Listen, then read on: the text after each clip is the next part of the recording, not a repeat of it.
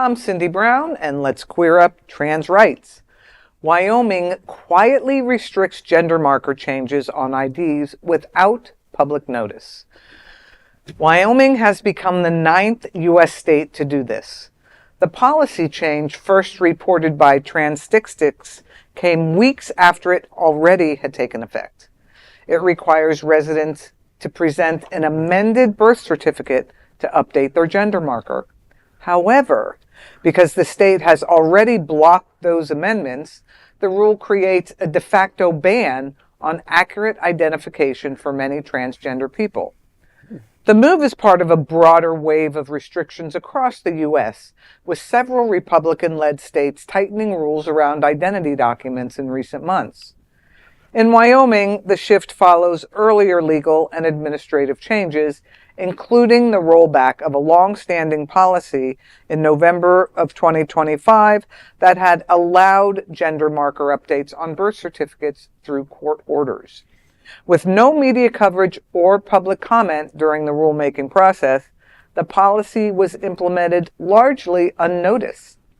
Advocates say that without accurate IDs, transgender residents may face barriers in voting, travel, employment, and housing, while also risking being outed in everyday interaction.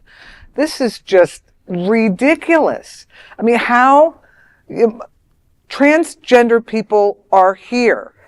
And if you are not allowing them to have appropriate IDs, I mean, what's going to happen? You can't have trans men going into women's rooms. You can't have trans women going into men's room. With people saying the opposite, it's ridiculous. And when you go to vote, how are you going to prove that you are who's on the ID? That's exactly it. They want them to have to move back into a cave somewhere. Or are you going to have to disrobe? Well, I don't think... Some it doesn't even, you can't even disrobe. I think the whole point is that they don't want trans people. First of all, they don't believe in trans identity, the people that are creating these rules and policies and changing these structures around getting your ID. So that's number one, I think.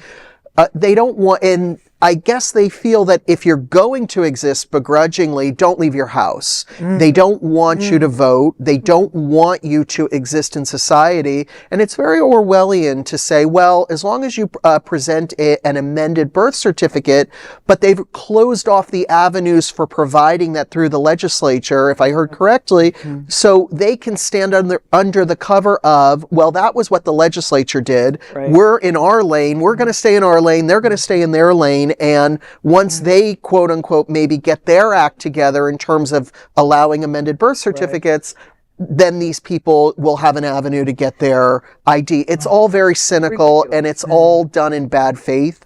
And really just want to find a way to wipe them out of the actual society and put them back into situations that are for 100 years ago, that they had to go live in a cave, or they all lived in the same apartment and one person's name was on the lease because the rest of them had no IDs. This is how we used to live. I mean, this is how we all used to live, not just trans people, and that's what they want.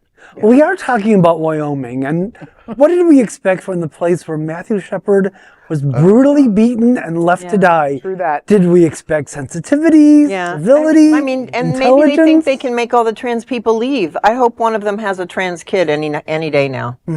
I don't, because they will abuse that. And they'll suffer. Good point. That child will suffer. Okay, I take it back. But you know what I'm saying. I understand. Just like how the movement started, and we said someone who knows a gay person is going to be different about this stuff. And, they just clearly think that they don't know anybody that's a worthwhile human being that's trans, which is ridiculous. I just want to point out that 30 years ago, we were the trans people. Yep.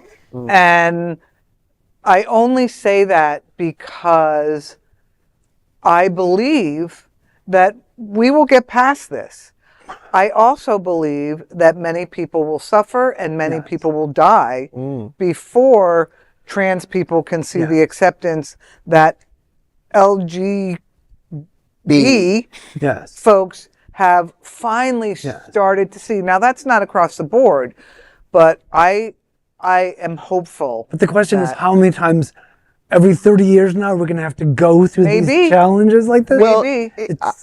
or maybe not. My question is the reason why LGBT people have quote unquote respectability, and we play this game of respectability politics, because transgendered people are now seen as the other. So we, gay people, lesbians, can be seen as quote unquote the normies, and the T's in the LGBT can be seen as the ones that are outside of the umbrella now. So I do take your point that, we were at one point shunned from the community, and now we're not so much anymore in the mainstream community, because we found another branch of our brother and sisterhood to ostracize. It's So interesting that you say that, because I was thinking about how we used to stay safe. Back to your point, it was to pass. Right. Assimilation. And lots of trans people can still pass, but now they can't because your ID isn't right. Exactly. Right. terrible. Well, there's no other queer nonprofit media platform like this in the entire world. Support our LGBTQ stories by sharing them and subscribing to Queer News Tonight.